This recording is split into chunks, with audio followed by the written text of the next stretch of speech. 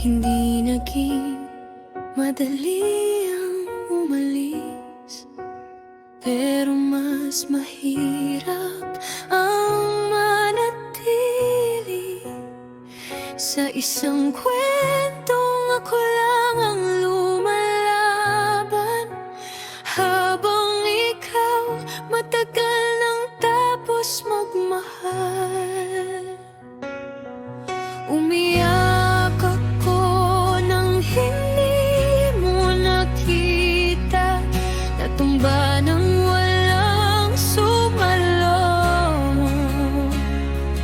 Pero sa bawat pagkadapa, may kaunting tapang na tumubog.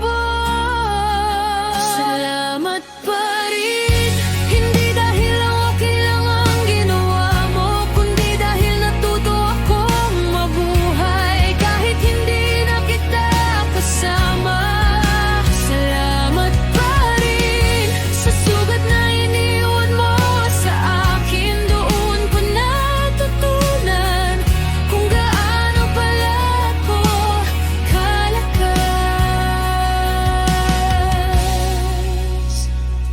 Akala ko kapag nasaktan ako, may karapatan akong magaling, pero mas pinili kong umunawa, kasi ayokong dalhin ka sa mga susunod kong umaga.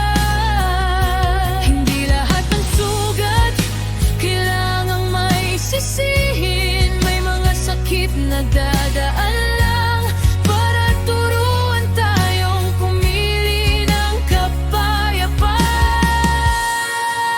Salamat pa rin sa mga araw na ako lang meron, doon ko unang narinig ang boses ko na nagsasabing sapat na.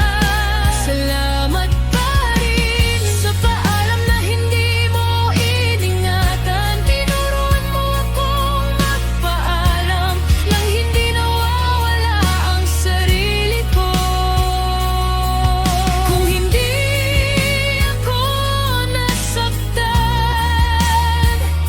hindi ako magiging buod. Kung hindi ako binitawan, hindi ako matututong kumawala. Salamat pa rin, hindi bilang paglimot, kundi bilang pagpapalaya sa galit na matagal kong kinarga. Salamat pa rin sa kwentong hindi tayo ang wakas, hindi man kita kasama ngayon, kasama ko naman ang sarili ko.